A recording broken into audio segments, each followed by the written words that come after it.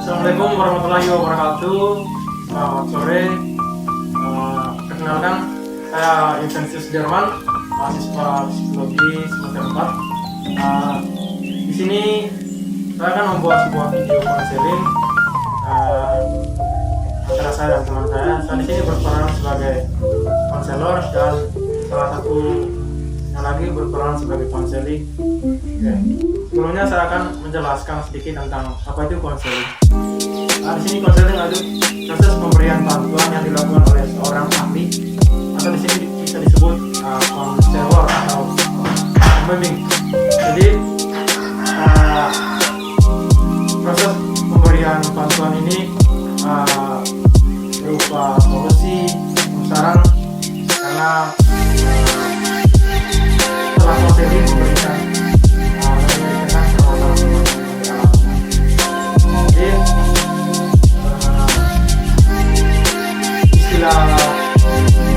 konseling ini pertama kali digunakan oleh Frem Partos pada tahun 1908 saat dia melakukan konseling kader. Selanjutnya juga diadopsi oleh Carl Rogers yang kemudian mengembangkan pendekatan kami. Untuk diketahui, di sini konseling ini berbeda dengan psikoterapi. Jadi konseling lebih berusaha dengan klien agar konseling yang mengalami masalah yang tidak terlalu berat, jadi porsinya ringan. Contohnya psikologi, psikoterapi, dan juga pelayanan kepribadian. Umumnya konseling berasal dari pendekatan humanistik dan berpusat pada klien. Jadi konselor juga berhubungan dengan permasalahan sosial, budaya, dan juga keuangan. Selain kemampuan yang berkaitan dengan fisik, emosi, dan pelayanan mental. Kemudian dalam hal ini, konseling melihat kliennya sebagai seorang yang tidak mempunyai pelayanan secara patologis. Konseling merupakan pertemuan antara konselor dengan konseling. Juga ini akan menjadikan sebuah dialog antara permasalahan kemudian dipecahkan secara bersama-sama. Jadi kalau konseling itu menyelesaikan permasalahan tanpa memberikan obatan atau treatment. Sedangkan psikoterapi sini dia itu mengizinkan untuk treatment atau pengobatan juga. Sedangkan konseling tidak diizinkan. Jadi dalam video nanti saya akan menjelaskan tentang seorang yang punya masalah juga. Dalam video ini saya berperan sebagai konselor dan juga dibantu teman saya, dia sebagai konseling yang mempunyai masalah kehidupan sehari-hari juga. Jadi di sini secara umum gambarannya, klien saya mengalami masalah kesulitan tidur.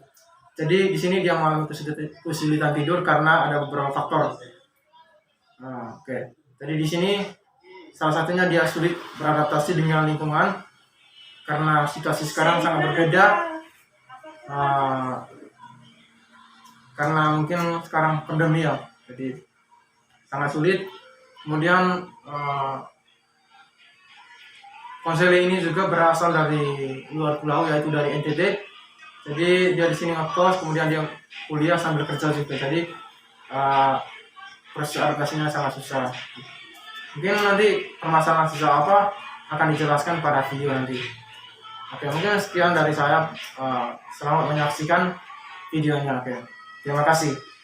Wassalamualaikum warahmatullahi wabarakatuh. Selamat siang, Pak. Selamat siang. Oke, silakan duduk. Terima kasih, Pak. Oke.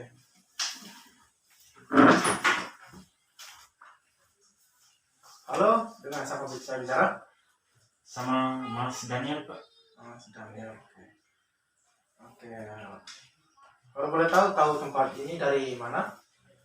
Ya, tempat ini ya Pak, saya itu ada dengar informasi dari teman, Ya. dari tetangga, Ya.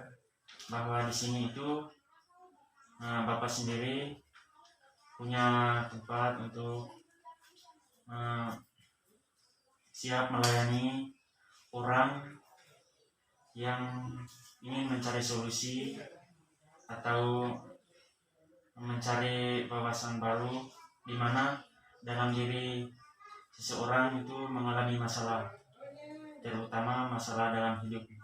Oke, terima kasih. Ya, Jadi betul yang disampaikan Mas Daniel. Saya panggil Mas Daniel ya. ya, Oke. Jadi di sini perkenalkan dulu, saya Yovens. Saya dari psikologi juga, menerima layanan konseling. Jadi berarti di sini Anda paham maksud dan tujuan Anda datang ke sini ya. Oke. Kalau saya boleh tahu, perjalanan dari mana nih tadi? ya, saya ini tadi dari Surabaya Barat. Oke, dari Surabaya Barat ya. Mas Daniel ini asli di Surabaya apa asli dari mana? Saya aslinya dari NTT. Dari saya di sini merantau. Oke. Oke. Mungkin kita langsung saja. Mungkin Mas Daniel bisa menceritakan maksud dan tujuan datang ke sini seperti apa. Oke, baik Pak. Jadi yang pertama sekali saya datang ke sini karena saya itu memiliki beberapa hal masalah yang ada dalam diri saya sekarang. Yang pertama sekali masalah saya itu malam tuh susah tidur. Ngatorin waktu untuk tidurnya itu susah. Kurang lebih seperti itu dulu Pak. Oke. Jadi permasalahan pokoknya itu susah tidur. Iya Pak. Oke. Mungkin bisa dijelaskan mungkin hal-hal yang membuat Anda itu susah tidur. Mungkin punya masalah pribadi, keluarga, bisa diceritakan? Jadi begini ya Pak.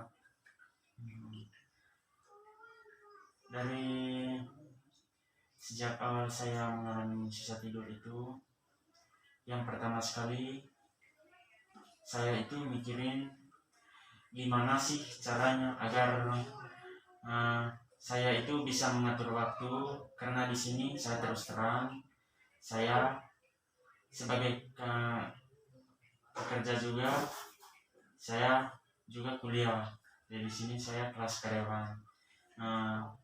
Saya selalu mikirin waktu saya untuk mengerjakan tugas dari kampus itu kira-kira kapan, waktu saya untuk bekerjanya itu kapan juga. Jadi di situ saya selalu berpikir, kenapa sih setiap perencanaan saya selalu bertabrakan dengan pekerjaan tugas saya tadi. Di situ saya akan membebankan pikiran saya. Jadinya tugas saya itu numpuk seperti itu. Jadi permasalahan di sini yaitu Mas Daniel mengalami kesulitan mengatur jadwal, Iya. mengerjakan tugas, kuliah dan juga kerja. Jadi waktu Anda di sini sangat banyak, betul? Iya, betul. Oke, jadi Anda mengatakan tadi itu tugas Anda numpuk. Yang numpuk. Berarti di sini motivasi Anda untuk mengerjakan tugas itu sangat penting sekali. Jika saya boleh tahu, Anda kerja dari Senin sampai Sabtu atau? Saya kerja itu Pak full dari hari Senin sampai hari Sabtu. Berarti satu pekan full ya? Ya. Jadwal kuliah? Kuliah juga saya full. Senin sampai? Senin sampai Sabtu. Walah, oke. Jika saya boleh tahu,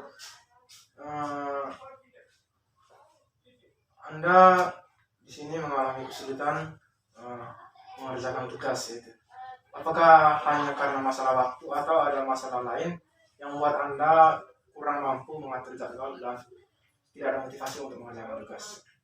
Ya, di samping masalah waktu tadi, jadi saya punya masalah lain. Yang pertama sekali masalah dengan orang tua saya. Saya selalu berpikir dengan orang tua saya, dengan susah payah mereka mengusahakan saya untuk masuk di lingkungan perkuliahan. Tiba-tiba adanya wabah pandemi COVID-19 seperti ini. Di situ kan saya berpikir bahwa sesuatu hal yang mereka usahakan itu berkaitan dengan uang untuk biaya perkuliahan itu kayak menjadi beban buat saya, apalagi dengan wabah COVID-19 seperti ini. Oke, berarti di sini Mas Daniel masih ada tanggungan dari keluarga ya. Iya, Jadi di masih. sini Mas Daniel merasa pikiran dengan keluarga itu. Iya, iya. Jadi, oke. Mungkin ada masalah lain bisa diceritakan. Kalau masalah lain sih ya belum ada, itu saja. Masalahnya berkaitan dengan keluarga, terus waktu untuk mengerjakan tugas dari kampus dengan waktu untuk saya bekerja itu, untuk ngaturnya saya agak susah seperti itu.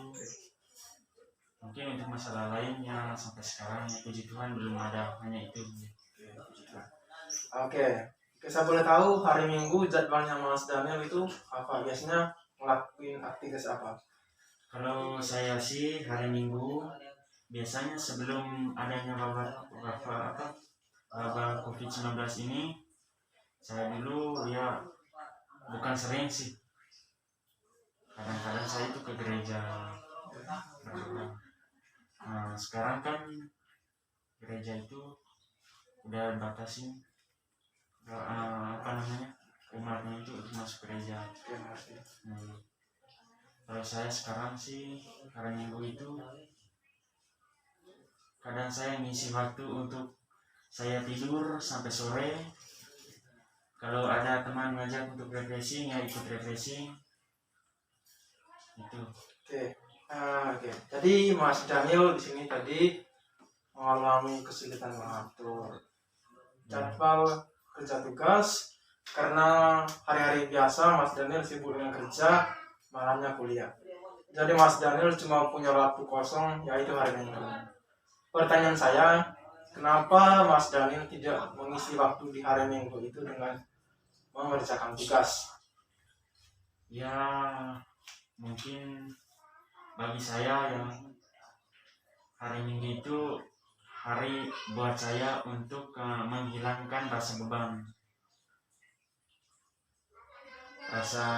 beban yang seperti tadi yang saya rasakan itu, dengan cara refreshing tadi, mungkin seperti itu. Oke, saya mengerti. Jadi mungkin bisa dijelaskan, tadi Mas Daniel mengatakan mengurangi rasa beban. Bisa dijelaskan beban itu seperti apa? Hal-hal seperti apa yang membuat itu dijadikan beban untuk Mas Daniel? Bisa diceritakan Ya, hal itu beratnya seperti apa? ya kurang lebih seperti ini ya Pak. Bagi saya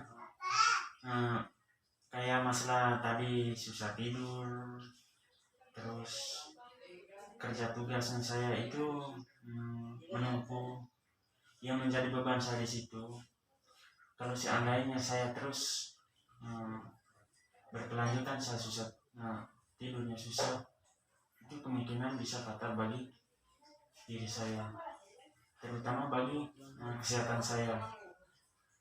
Yang kedua, tugas tadi. Kalau saya menumpuk terus tugas, nantinya saya akan mendapatkan penilaian yang sangat tidak memuaskan. Di situ saya bisa berpikir bahwa uang yang diusahakan sama orang tua dan uang yang diusahakan baik oleh diri saya hanya sia-sia sih. Oke, saya mengerti. Jadi di sini Anda sadar bahwa akan ada hal buruk yang Anda alami jika Anda tidak keluar dari zona tersebut. Jadi secara umum Anda mengetahui bahwa hal itu sudah salah. Mungkin bisa diceritakan sejak kapan Mas Daniel mengalami kesulitan tidur? Ya kurang lebih sudah 2 bulan masuk semester 4 kemarin. Di pertengahan mau masuk semester 5 sekarang ini saya sudah mengalami susah tidur. Oke, 2 bulan. Oke, apakah ada hal lain selain Anda kepikiran dengan tugas-tugas Anda, keluarga Anda? Mungkin ada hal lain, mungkin kandungan kafein yang ada dalam kopi. Mungkin Mas Daniel suka minum kopi atau bagaimana? Atau ada masalah pribadi lainnya? Kalau mengandung kandungan kafein tadi kayak minum kopi itu, ya saya itu orangnya nggak suka minum kopi. Jadi sebelumnya Mas Daniel tidak mengalami hal seperti ini? Tidak. Oke, berarti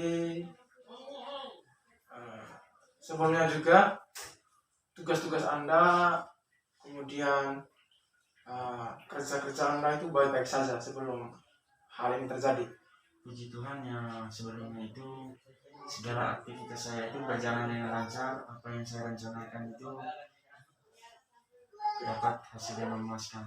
Oke, berarti di sini sejak 2 bulan yang lalu Anda mempunyai permasalahan keluarga juga, kemudian tugas-tugas Anda numpuk, Iya. sehingga membuat Anda kesulitan tidur.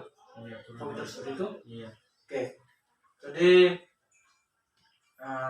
yang mau saya tanyakan, apakah Anda pernah membuat jadwal dalam, mungkin kepikiran untuk membuat jadwal mengerjakan tugas Anda dalam 1 minggu? Kalau untuk kepikiran sih ya pasti ada, tapi untuk menjalankan apa yang saya pikirkan itu tentang jadwal, bagaimana cara mengatur kerja tugas, bagaimana cara mengatur kerja saya itu tadi biar tidak bertabrakan dengan tugas itu tadi, saya mungkin di sini saya terlena. Terlena? Ya. Bisa dijelaskan seperti apa? Terlenanya di sini karena yang pertama sekali karena saya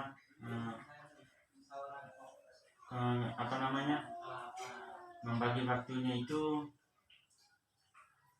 belum terjamin bagi saya, apalagi saya di sini kuliah sambil kerja. Oke. Mungkin ada aktivitas lain di luar kampus, ada komunitas atau organisasi? Kalau saya di sini punya organisasi, itu organisasi dari Manggarai NTT, itu organisasi keluarga dari sana. Anda juga berperan aktif dalam organisasi tersebut? Dalam organisasi tersebut saya jadi selaku pemimpin atau ketua dalam organisasi tersebut. Oke, berarti sini juga Anda punya waktu untuk organisasi. Apakah dalam hal ini tidak menghambat aktivitas perkuliahan Anda, atau mungkin ada hal dari komunitas ini atau organisasi ini juga yang menghambat atau berpengaruh pada waktu tidur Anda? Ya, kalau dikatakan untuk penghambat apa segala macam itu memang ya sudah pasti. Ya, namun mau gimana lagi, karena kita sudah terjun dalam organisasi tersebut ya haruslah dijalani. Oke, maksudnya ini saya mengerti. Jadi sini saya sedikit menyimpulkan bahwa Mas Daniel mengalami kesulitan tidur. Iya. Karena ada beberapa hal, yaitu diantaranya Mas Daniel itu terlalu memikirkan tugas kuliah yang semakin menumpuk. dikarenakan Mas Daniel susah mengatur jadwal untuk mengerjakan tugas tersebut karena hari-hari biasa Mas Daniel kerja, kemudian malam kuliah. Jadi bisakah Mas Daniel segera mengatur jadwal untuk menyelesaikan permasalahan ini, yaitu tugas kuliah tadi? Mungkin bisa dimulai dengan mengatur jadwal, kemudian mengumpulkan semangat dan motivasi. Seperti yang tadi dijelaskan Mas Daniel,